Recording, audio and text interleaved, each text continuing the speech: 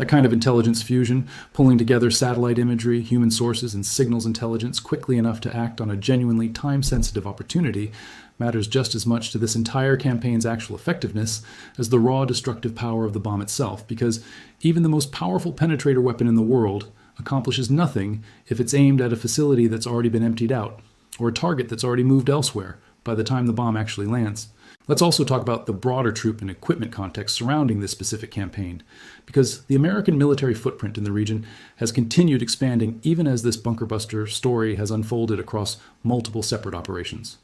Reports have specifically noted that these renewed Isfahan strikes came as Washington continued expanding its military footprint across the region, with tens of thousands of troops now deployed throughout the Gulf and surrounding areas. That expanding footprint isn't incidental to the bunker buster story. It's the necessary support structure underneath it. Every one of these strikes requires the same enormous logistical chain: tanker aircraft, intelligence platforms, suppression missions to clear contested airspace, and the sheer scale of sustaining that kind of infrastructure over more than a year of intermittent but recurring operations represents one of the less visible but genuinely significant costs of keeping this specific bunker buster campaign viable for as long as it's actually run. There is also a psychological and doctrinal dimension worth understanding here, because the mere existence of a weapon capable of reaching deeply buried targets changes how an adversary plans and builds long before that weapon is ever actually used. Iran plus Chor 39. Plus his decision to build its most sensitive nuclear infrastructure deep underground in the first place reflected a strategic bet that depth alone would be sufficient protection against any adversary. Plus Chor 39. Plus his conventional strike capability, a bet that had held reasonably well for years before the GBU-57 actually entered service and eventually got used in combat. Once that specific weapon demonstrated it could genuinely threaten even Iran plus Khas Chor 39 plus its deepest facilities, it fundamentally altered the calculus behind that original strategic bet, forcing Iran into exactly the kind of reactive posture we plus Chor 39 plus have seen play out repeatedly since, moving material between sites, reinforcing tunnel entrances, and accepting that no depth is now fully guaranteed to be safe. That psychological shift matters just as much as the physical damage from any individual strike, because it forces an adversary to spend resources and attention on defensive adaptation rather than simply continuing to build with confidence, a form of pressure that persists continuously in the background regardless of how frequently the actual weapon gets deployed. There is also a specific question worth addressing about what happens to the American side of this equation as this campaign continues stretching out,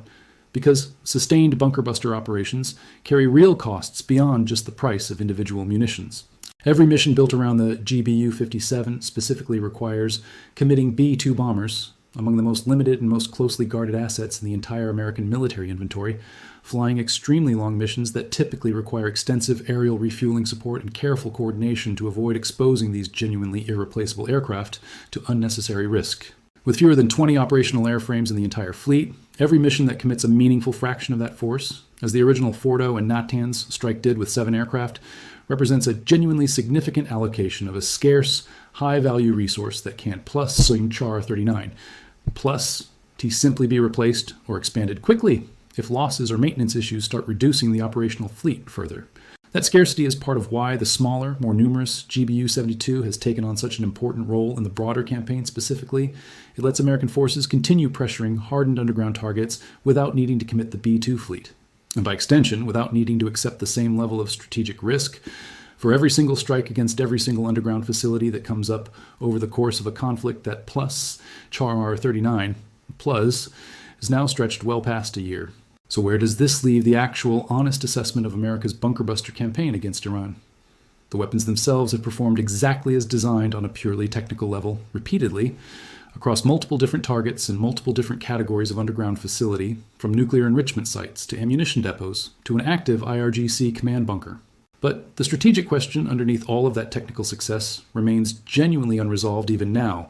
whether the cumulative effect of more than a year of these strikes has actually eliminated Iran's underlying capability, or whether it's simply forced Iran into an ongoing adaptive cycle of rebuilding, relocating, and reinforcing that keeps at least some portion of its underground infrastructure functioning despite everything that's been thrown at it. The honest answer, based on everything independent experts, and even America's own intelligence assessments have indicated, sits somewhere in the genuinely uncomfortable middle, real, substantial damage that's meaningfully set back Iran's capabilities, layered against a persistent, demonstrated Iranian ability to adapt, rebuild, and relocate fast enough that no single strike, no matter how technically successful, has managed to deliver the kind of clean, final resolution the original confident public statements promised. What do you think? Do you think this pattern of repeated strikes against the same underground facilities eventually grinds down Iran's capability to the point of genuine, lasting elimination?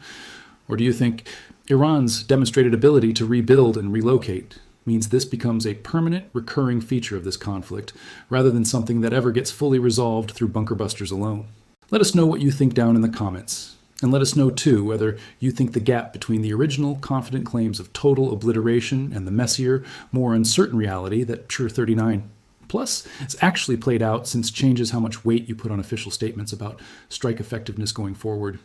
And whether you think that same gap between initial confident claims and later, more cautious revisions is something worth watching for in how future strikes against these same underground facilities eventually get described publicly as well. And if breaking down exactly how a single category of weapon has shaped over a year of this conflict, one underground facility at a time, is the kind of detailed, ongoing analysis you want more of, go ahead and subscribe and share this with anyone who's been trying to understand whether these bunker buster strikes have actually delivered on what they originally promised. Thanks so much for watching, and we plus screams Char 39. Plus, we'll keep tracking this one closely as it continues to develop, watching in particular for whatever fresh satellite imagery and independent expert analysis eventually emerges from this latest round of Isfahan strikes, because that kind of outside verification, separate from any single government plus Char 39 plus his own public claims, has consistently proven to be the most reliable way to actually understand what these bunker buster operations have achieved throughout this entire drawn-out campaign, far more reliable than any single triumphant announcement made in the immediate aftermath of a strike. That specific strike represents a genuinely different application of the same core bunker buster technology, not aimed at nuclear infrastructure this time, but at an active military command node, and it demonstrates that whatever lingering uncertainty exists about the original nuclear strikes, the underlying weapon itself has proven repeatedly effective against other categories of hardened underground targets throughout this war. There is also a diplomatic and legal dimension worth acknowledging here, because the original strikes generated real, immediate international pushback that has continued shaping how this entire campaign has been perceived globally ever since. Russia specifically claimed the American strikes had opened what it called a Pandora Plus, or 39, Plus's is box, warning of the potential for a global nuclear catastrophe, rhetoric that, while genuinely overheated given the geological reality that a bunker buster cannot trigger an actual nuclear detonation, still reflected real, widespread international anxiety about the precedent being set. Separately, other voices raised concerns that the strikes constituted a serious violation of international law and the United Nations Charter, given that they targeted a sovereign nation plus 39 plus its infrastructure, without the kind of explicit international authorization that traditionally accompanies this scale of military action. Those legal and diplomatic objections haven't plus Chur 39 plus meaningfully slowed the pace of this campaign in practice. American forces have continued conducting follow-up strikes at Isfahan and elsewhere regardless, but they plus Chur 39 plus shaped the broader diplomatic environment surrounding this entire war, contributing to exactly the kind of divided international response that plus Chur 39 plus has made a clean, universally accepted resolution to this conflict so much harder to achieve. Let's talk honestly about the scientific and technical honesty check here, because it's genuinely important not to let either extreme version of this story dominate the narrative. A geologist's analysis published shortly after the original strikes made an important, easily overlooked point. Even a completely direct hit on a nuclear facility does not and cannot cause anything resembling a nuclear explosion, because an actual atomic detonation requires extremely precise, deliberately engineered conditions to create a supercritical mass and initiate a chain reaction, conditions that a conventional bomb blast simply cannot replicate, no matter how powerful it is. A random explosive impact just deforms or scatters the fissile material rather than triggering any kind of nuclear yield, which meant the strikes never carried the kind of catastrophic radiological risk that some early public speculation suggested. And the IAEA specifically confirmed it had not detected any increase in off-site radiation levels following the original operation.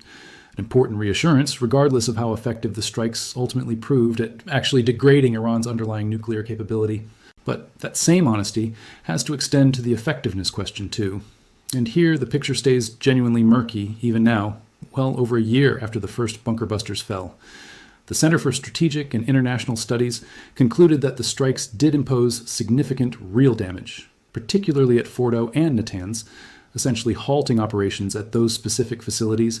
and that Iran has been working to stabilize and rebuild at both Fordow and Isfahan since, without significant signs of having fully restored prior capability. That's a genuinely nuanced middle ground assessment, not the total obliteration originally claimed, but not a failed operation either. Real, substantial degradation of Iran's nuclear infrastructure that nonetheless left the program alive enough to require ongoing monitoring, ongoing repair efforts on Iran's side, and, as we've now seen repeatedly, ongoing follow-up strikes on the American side, specifically targeting facilities and stockpiles that survived that first wave in better condition than initial public statements suggested. There is also a useful comparison worth drawing to how the Fordow strike specifically has held up under continued scrutiny, since it represents the clearest example anywhere in this entire campaign of a genuinely successful application of this weapon. And understanding why it worked helps explain why Isfahan has proven so much more resistant to a single decisive strike by comparison. Fordow was hit with 12 GBU-57 bunker busters in the original operation, a massive concentration of firepower against a single facility, and independent analysis of satellite imagery afterward showed multiple confirmed impact craters directly above the underground complex, along with significant discoloration of the surrounding earth, physical evidence consistent with the kind of deep, successful penetration this weapon was specifically designed to achieve. A senior nonproliferation expert cited by Fox News noted that even without complete certainty about the underground damage, the destruction at Fordow specifically was significant enough to create what he called a genuine bottleneck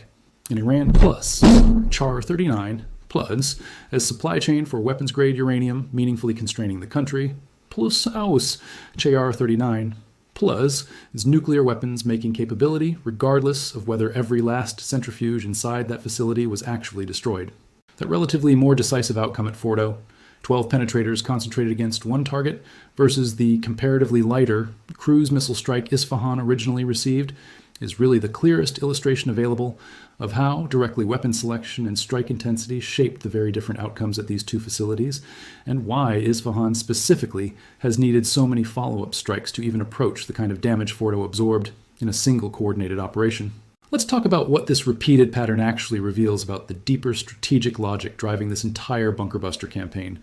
because it's worth understanding clearly rather than treating each new strike as an isolated news event disconnected from everything that came before it. Every time American forces return to a previously struck underground facility, whether that's Isfahan specifically or any of the other hardened sites hit throughout this war, it confirms something important about how Iran has adapted to this specific threat, building genuine redundancy into its underground infrastructure, maintaining the ability to relocate sensitive material between strikes, and rebuilding damaged tunnel entrances and structures fast enough to keep at least partial capability functioning even under sustained, repeated bombardment. That adaptive resilience is exactly why a single, even genuinely devastating strike using the most powerful conventional weapon in the American arsenal was never actually going to represent a clean, one-time solution to Iran's underground nuclear and military infrastructure. And it's exactly why this entire campaign has stretched out across more than a year, rather than concluding decisively within the opening days of the conflict, the way the original, confident public statements seem to suggest it might. There's also a genuinely important intelligence dimension worth understanding here, because successfully striking an underground facility in the first place depends entirely on knowing precisely where inside that facility the actual valuable target sits, whether that's enriched uranium, stored munitions, or gathered military commanders. The strike on the IRGC headquarters near Tehran happened specifically because of time-sensitive intelligence about senior commanders gathering at that exact location. Intelligence precise enough and trusted enough that CENTCOM's commander was willing to redirect bombers and commit this specific weapon within a matter of hours rather than days. Multiple sources confirmed to CNN that no massive penetrator weapons were used against Isfahan specifically during Operation Midnight Hammer. An independent analysis of the resulting damage found it appeared restricted almost entirely to above-ground structures, leaving the underground portions of the facility essentially untouched. That distinction matters enormously, because Isfahan is specifically where American officials believe nearly 60% of Iran's entire stockpile of already enriched nuclear material was being stored underground at the time, according to a U.S. official who spoke to CNN. So while Fordow and Natanz absorbed the full weight of America's most powerful bunker buster, the site holding the majority of Iran's actual enriched material was left with its underground sections essentially intact, a genuinely striking gap that immediately raised serious questions about whether the operation's stated goal of eliminating Iran's nuclear material had actually been achieved anywhere close to fully. That gap is exactly why Isfahan kept coming back into the story again and again throughout the months that followed,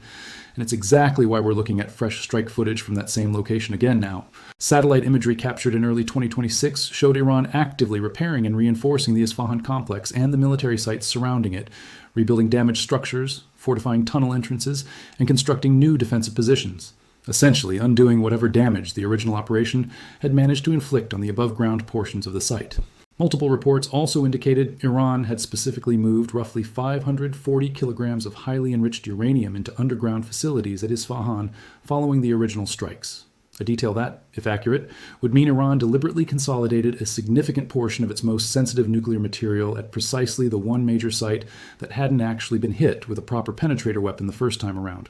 That's exactly the kind of strategic calculation you'd expect from a regime that had watched in real time which of its facilities survived the initial wave of American bunker busters relatively intact. So American forces went back. Reports confirmed a strike on an Isfahan ammunition depot using 2,000-pound bunker buster bombs, with a U.S. official telling the Wall Street Journal that a high volume of penetrator munitions was used specifically for that operation. Trump personally shared footage of the resulting large-scale attack, which showed exactly the kind of primary and secondary explosions consistent with a penetrator weapon successfully reaching a target that had munitions or fuel stored inside it. Precisely the chain reaction pattern that indicates the bomb actually did what it was designed to do rather than simply cratering the surface. And this specific pattern, strike, assess, discover the target, wasn't as fully destroyed as initially claimed. Strike again has repeated itself at Isfahan multiple separate times throughout this conflict. A level of persistent, repeated targeting that itself tells you something important. This is not a facility American planners consider fully neutralized. It's one they keep returning to, specifically, because previous strikes haven't achieved the kind of complete, lasting destruction that would let them move on to other targets entirely. There is also a genuinely important technical distinction worth walking through here, because comparing the GBU-57 and the GBU-72 side by side helps explain exactly why American forces have used two very different sizes of penetrator weapon at different points throughout this same broader campaign. The GBU-57 weighs roughly 30,000 pounds, stretches more than 20 feet long, and packs an explosive filling weight of over 4,000 pounds, engineered specifically to reach the deepest, most heavily reinforced targets anywhere in Iran. Plus since Char 39. Plus its underground network, sites like Fordow that were deliberately built under a mountain specifically to survive anything smaller. The GBU-72, by contrast, sits in the roughly 5,000-pound class, considerably smaller and capable of being carried by a much wider range of aircraft, rather than being restricted purely to the handful of B-2 stealth bombers capable of deploying the larger weapon. That size difference isn't plus Char 39. Plus, just a matter of raw power, it reflects a genuinely different targeting calculation. The massive GBU-57 gets reserved for the deepest, most strategically significant sites where nothing smaller has any realistic chance of success, while the more numerous, more readily deployable GBU-72 handles the broader category of hardened but less extreme targets, ammunition depots, missile storage, and other underground military infrastructure that doesn't plus Char 39 plus require quite the same extreme penetration depth, but still needs more than a conventional surface detonating bomb to actually destroy. Let's talk about the broader replenishment story here too, because it adds genuinely important context about how seriously the American military has been taking this entire bunker buster question at the institutional level. Following the original Fordow and Natanz strikes, the U.S. Air Force placed new orders specifically for more GBU-57 bunker buster bombs, a decision that makes complete sense on its surface, replacing weapons that were actually used in combat, but that also carries a deeper strategic signal worth understanding. Ordering additional units of your single most powerful conventional bunker buster immediately after using a meaningful chunk of your existing inventory against Iran's nuclear program tells you the Pentagon was already planning for the possibility that this specific campaign wasn't finished, that more strikes against more deeply buried targets were still very much on the table going forward, rather than treating Operation Midnight Hammer as a completed, one-time mission. Every restrike that's happened since, at Isfahan and at other underground facilities across the country, has essentially validated that early institutional instinct. This was never actually a single operation with a clean beginning and end. It became an ongoing campaign specifically because the first wave of strikes left enough genuine uncertainty that American planners couldn't simply declare victory and move on. Now here's where this story connects to something even more dramatic, an underground strike that happened months later and that showed exactly how far this bunker buster campaign had evolved by that point. During a rescue operation for downed American aircrew after a U.S. fighter jet was shot down over Iranian territory, the commander of U.S. Central Command received time-sensitive intelligence indicating a large number of senior Islamic Revolutionary Guard Corps commanders were gathered inside an underground facility near Tehran, functioning as a wartime headquarters. Rather than waiting, the CENTCOM commander ordered an immediate strike, and B-2 bombers carried it out using the same GBU-57 bunker busters that had been used against Fordow the year before. According to a senior U.S. military official, the strike destroyed that underground headquarters entirely. In the same operational window, B-1 bombers separately dropped roughly 2,000-pound bombs, specifically to push Iranian forces away from the active rescue site, while American Special Operations Forces worked to extract the downed pilot and navigator, with one senior official bluntly telling reporters that American forces had, in his words, brought hellfire down on them. Footage out of Isfahan shows something genuinely unusual, the kind of thing that immediately tells any weapons analyst exactly what category of munition was actually used before any official statement even confirms it.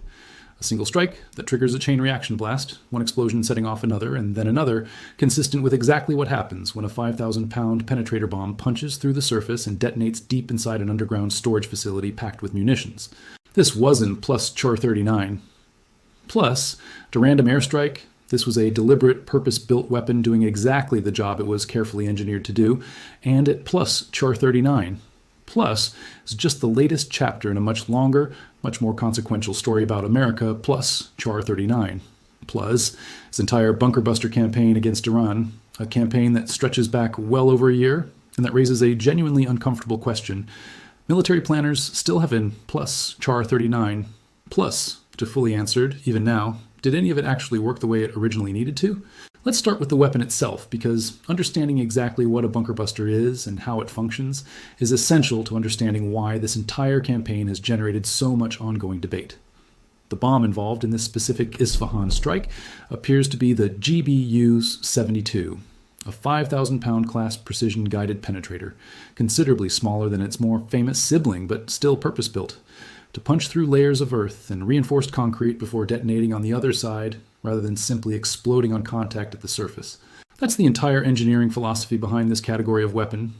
A conventional bomb dropped on a hardened target from the surface mostly just scorches the outside, but a penetrator buries itself first and then unleashes its explosive payload from inside the structure, which is exactly why you get that kind of secondary chain reaction explosion pattern when the target happens to be storing additional munitions or fuel underground. The initial blast doesn't just damage the facility, it ignites everything stored inside it in a cascading sequence. Now let's talk about the bigger, more famous weapon in this entire story, because the GBU-72 used at Isfahan is really just the smaller cousin of the bomb that's defined this entire conflict's most consequential moment.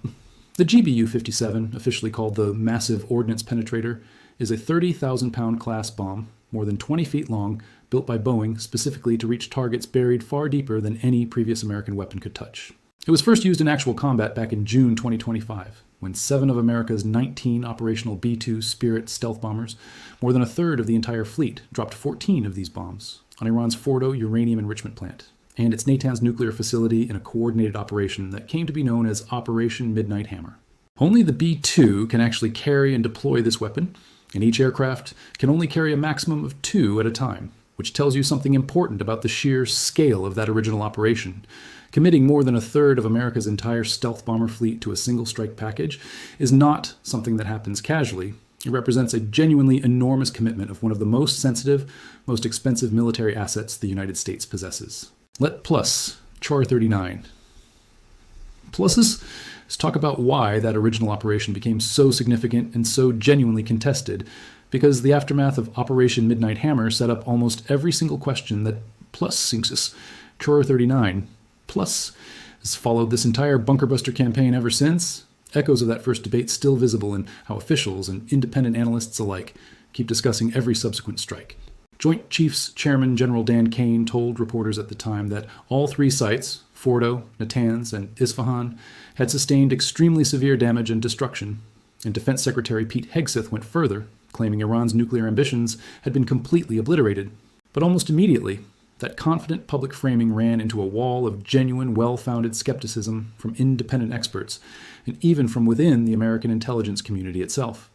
Iranian officials pushed back hard, with the deputy political director at Iran's state broadcaster telling state television the nuclear sites hadn't suffered a major blow specifically because the materials inside had already been removed before the strikes ever happened. And the International Atomic Energy Agency's own Director General, Rafael Grossi, offered a far more cautious assessment than the American administration's public statements, saying it was simply too early to judge how much actual damage the strike on Fordow had caused, while confirming only that the strikes had damaged electrical infrastructure at Natanz specifically, a considerably narrower claim than total destruction. That gap between confident public statements and genuinely uncertain expert assessment became even more pronounced once independent weapons analysts finally got their hands on commercial satellite imagery of the actual strike sites themselves. Jeffrey Lewis, a weapons expert and professor at the Middlebury Institute of International Studies, who closely reviewed that imagery, found that Iran had already regained access to the tunnels at Isfahan within days, with a moderate number of vehicles present at the site and at least one tunnel entrance cleared of obstructions by the morning of June 27th, just days after the strike. Lewis specifically noted that if Iran's stockpile of highly enriched uranium had still been sitting inside that tunnel when Iran originally sealed the entrances, there was a real, credible possibility the material had already been moved elsewhere entirely by the time American bombs actually landed. That plus Chihuahua 39. Plus is a genuinely significant piece of the puzzle, because it suggests the strikes, however technically impressive and however precisely executed from a purely engineering standpoint, may have been targeting facilities that had already been at least partially emptied out in anticipation of exactly this kind of attack, undermining the underlying strategic value of the operation, even where the physical execution itself was flawless. Before going further into exactly how this uncertainty has continued playing out over the many months since that original strike, it's worth pausing here, because if walking through the real, ongoing debate about whether these bunkerbuster strikes have actually achieved their stated goals is useful to you, drop a like on this one and subscribe, since this is exactly the kind of story where the confident headlines and the messier underlying reality genuinely don't match up as cleanly as most coverage suggests. Let's talk specifically about Isfahan, because that site in particular has become the single clearest illustration of exactly how unresolved this entire question actually remains. Unlike Fordow and Natanz, where B-2 bombers dropped a combined total of 12 GBU-57 bunkerbusters directly onto the underground facilities, Isfahan was struck differently during that original operation, hit instead by a U.S. submarine firing Tomahawk cruise missiles rather than by any actual bunkerbuster bomb at all.